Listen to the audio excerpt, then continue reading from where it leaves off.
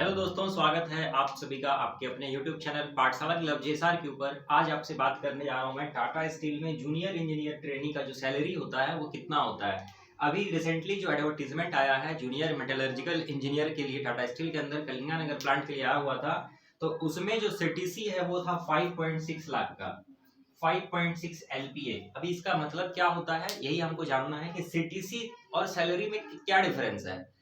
कई बार हम सोच लेते हैं, मान लीजिए अगर कोई बोलता है कि 12 लाख का पैकेज लगा है, सीटीसी 12 लाख का उसे जॉब मिला है, तो इसका मतलब आप लोग ये समझ लेते हैं कि 1 लाख हर महीने का होगा, लेकिन जो कि गलत है। तो इसमें बहुत सारी चीजें आती है, तो मैं भी आपको डिटेल में समझाता हूँ सीटीसी का मतलब क्या होता है।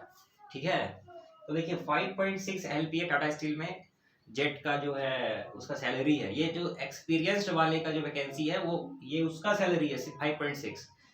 तो देखिए, जो किसी भी कंपनी के अंदर जो एम्प्लॉय को सैलरी दिया जाता है उस सैलरी को बहुत सारे हेडिंग में बांट के दिया जाता है। ठीक है, जो इम्पोर्टेंट पेइंग हेड्स है वो मैं आपको बता रहा हूँ। देखिए, एक होता है बेसिक सैलरी,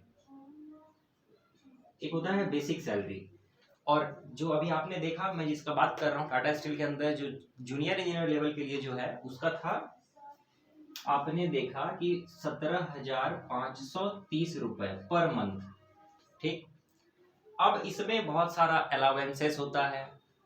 ठीक है, इसमें बहुत सारी डिडक्शन होंगी, ये सब इसमें ऐड होगा, कुछ चीजें इसमें ऐड होगी और कुछ चीज इसमें माइनस होगा, जिसको डिडक्शन बोलते हैं। तो डिडक्शन में क्या क्या चीज आता है, तो डिडक्शन के अंदर आपका पीएफ का जो पैसे कटते हैं वो हो जाएगा, डिडक्ट होता है। ग्रेजुएटी का अमाउंट इसमें से डिडक्ट होता है। इस तरह से कुछ चीजें यहाँ पे आपको डिडक्ट हो जाएगा आपका सैलरी में से। तो ये जो सीटीसी है 5.6 लाख पर ईयर का, इसका मतलब क्या है। देखिए, सीटीसी का मतलब क्या है, बहुत लोग को नहीं समझ में आता है सीटीसी का मतलब क्या है। देखिए, सीटीसी का मतलब है कॉस्ट टू कंपनी। एक एम्प्लॉय को कंपनी के अंदर रखने के लिए कंपनी को टोटल कितना खर्चा करना पड़ेगा, एक एम्प्लॉय के ऊपर किया जाने वाला टोटल खर्च साल भर में, दैट इज कॉल्ड सीटीसी। अभी सीटीसी के अंदर अगर मान लीजिए कंपनी आपको बस का सुविधा दे रही है या कैब दे रही है, तो उसका भी खर्चा इसमें जोड़ा हुआ है। आप चाय ही क्यों ना पी रहे हो, ऑफिस में आपको 2 टाइम चाय कॉफी मिलता है, वो सारा खर्चा भी इसमें इंक्लूड होता है कई बार। ठीक है, मतलब जितना भी खर्चा आपके ऊपर कंपनी कर रही है सारा इसके अंदर आ जाएगा। ठीक है, अच्छा, तो देखिए 5.6 LPA का मतलब क्या डिटेल में समझते हैं। तो एनुअल आपको जो दिख रहा है, कई लोग सोचता है कि इसको 12 से डिवाइड कर देंगे तो पता चल जाएगा कि महीना में कितना पैसा मिलेगा। देखिए, ऐसा भी नहीं होगा। क्यों नहीं होगा, देखिए मान लीजिए जो सैलरी है ना, बेसिक सैलरी 17,530 रुपया, इस बेसिक सैलरी पे आपका पीएफ कटता है 12%। ठीक है, 12% इसका पीएफ घट जाएगा, इस पे लगेगा 12% का। ठीक है, 12% पीएफ कटेगा, एम्प्लॉय प्रोविडेंट फंड में वो पैसा जाएगा। तो इसका 12% कैलकुलेशन हो जाएगा आपका 4,207 रुपए, ये आपका बेसिक सैलरी में से घट जाएगा। इतना ही अमाउंट 4,207 कंपनी भी आपको ऐड करेगी, 4,207 आपका प्लस 4,207 कंपनी का, जिसको एम्प्लॉयर्स कंट्रीब्यूशन बोलते हैं, ये दोनों ऐड होगा और आपके पीएफ अकाउंट में हो जाएगा जमा। जब आप जॉब छोड़ेंगे तो आप उस पैसे को निकाल सकते हैं, या बीच में भी अगर आपको जरूरत है तो आप निकाल सकते हैं। ये बात समझ में आया। इसी तरह से बेसिक सैलरी पे ही आपका कुछ कैलकुलेशन होगा, ग्रेजुएटी भी डिडक्ट हो जाएगा इस वाले में से, और ये तीनों पीएफ आपका plus employers contribution plus gratuity, ये सब सारा आपका पीएफ अकाउंट में जमा हो जाएगा। तो बेसिक सैलरी आपका कम इसीलिए रखा जाता है क्योंकि कंपनी को, देखिए पीएफ जितना ज्यादा आपका कटेगा ना उतना कंपनी को भी देना पड़ेगा, इसीलिए यहाँ पे बेसिक सैलरी को कम कर दिया जाता है ताकि एम्प्लॉयर्स कंट्रीब्यूशन का अमाउंट कम हो जाए, आपका भी पैसा कम कटे और कंपनी को भी कम देना पड़े। मान लीजिए अगर इसको बढ़ा दे, किसी का सैलरी है मान लीजिए 60,000 रुपया, अब बेसिक सैलरी कर दे 40,000 रुपया, तो 40,000 का 12% आपका भी कटेगा, कंपनी को भी देना पड़ेगा, तो कंपनी को तो ज्यादा देना पड़ेगा। तो इसीलिए वो उसको 50 तरह का हेड में बांट देता है, उसको एचआरए बोलेगा, डीआरए में बांट देगा, स्पेशल अलावेंस हो गया, ट्रेवलिंग एक्सपेंसेस हो गया, ठीक है, बहुत सारे हेड्स में बांट देता है। बेसिक सैलरी कम हो गया, एम्प्लॉयर को कम पैसा देना पड़ेगा, आपका भी कम कटेगा। तो बात समझ में आया।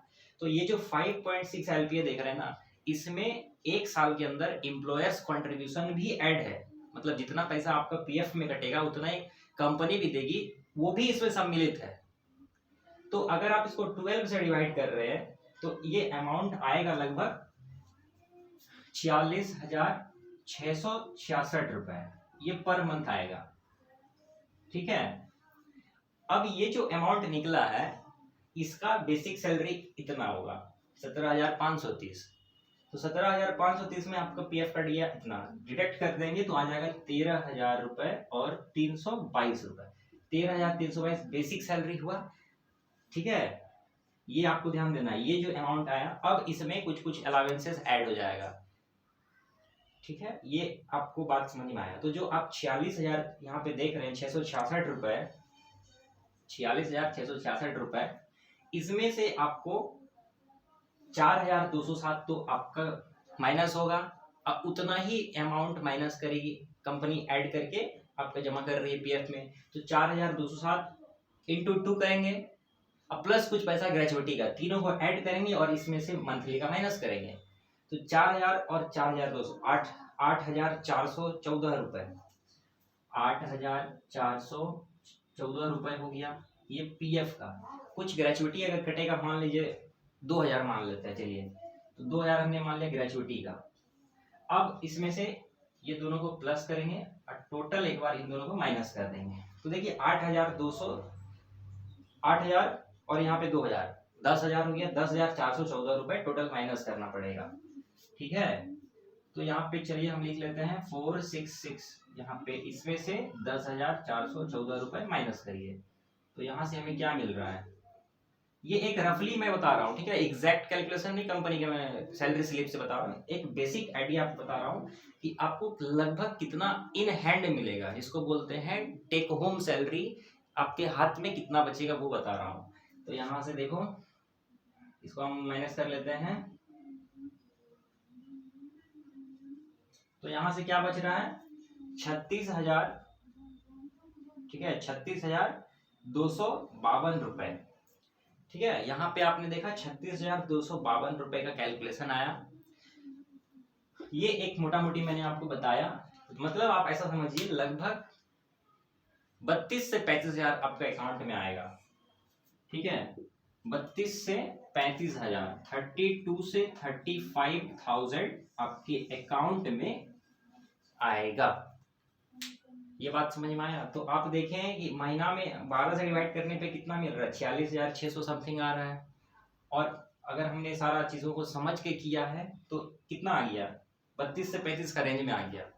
तो यहाँ पे हुआ क्या, मान लीजिए किसी का सैलरी है 12 लाख, सीटीसी है 12 लाख पर एनम, तो मंथली आप सोचेंगे 1 लाख, नहीं ऐसा नहीं होता। उसको लगभग सारा कैलकुलेशन करने के बाद लगभग 75,000 रुपया आएगा। बात समझ में आया, लगभग। तो इस तरह से सीटीसी का मतलब क्या है, सीटीसी का मतलब यही है कि एम्प्लॉयर्स कंट्रीब्यूशन पीएफ का वो सारा खर्चा टोटल जितना कंपनी आपको दे रही है वो जुड़ा हुआ है इसमें। तो इसको देख के खुश नहीं होना, ये बहुत ज्यादा अमाउंट है। तो कोई भी अगर आपको मान लीजिए पैकेज बता रहा है तो आप उसको 12 से डिवाइड मत करिए, उसको 16 से डिवाइड करिए, लगभग आपको आइडिया मिल जाएगा। तो जैसे यहाँ पे 5.6 लाख था ना, यहाँ पे 5.6, इसको 16 से डिवाइड करिए। ठीक है, 5,60,000 यहाँ जो आ रहा है, इसको 16 से डिवाइड करिए, आपको एक रेंज पता चल जाएगा कि इस रेंज में टेक होम सैलरी आपका होने वाला है। तो आई होप ये चीजें आपको समझ में आया होगा, ये सीटीसी होता गया। ठीक है, आपने देखा कि 3 साल का एक्सपीरियंस जब जिस बंदे के पास है तो 5.6 एलपीए का उनको सीटीसी मिल रहा है। और टाटा स्टील में जूनियर इंजीनियर ट्रेनिंग जेट के थ्रू से जब आप ज्वाइन करेंगे तो पहला 1 साल का ट्रेनिंग होता है आपका, और उस ट्रेनिंग में मिलेगा आपको लगभग 15,047 रुपये, ऐसा लिखा जाता है एडवर्टीजमेंट के ऊपर। तो अब आप सोचिए जब आपका 1 साल का ट्रेनिंग कंप्लीट हो जाएगा तब आपका जो आप पेरोल में रखे जाएंगे तो उस वक्त जो है आपका सैलरी इंक्रीज होगा। तो कितना होगा आप रेंज पता लगा सकते हैं कि 5.6 3 साल का एक्सपीरियंस वाला को दे रहा है, आपको लॉजिकली थोड़ा सा कम मिलेगा। तो आप इस हिसाब से अपना थोड़ा सा आइडिया लगा सकते हैं कि जेट का सैलरी क्या रह सकता है। ठीक है।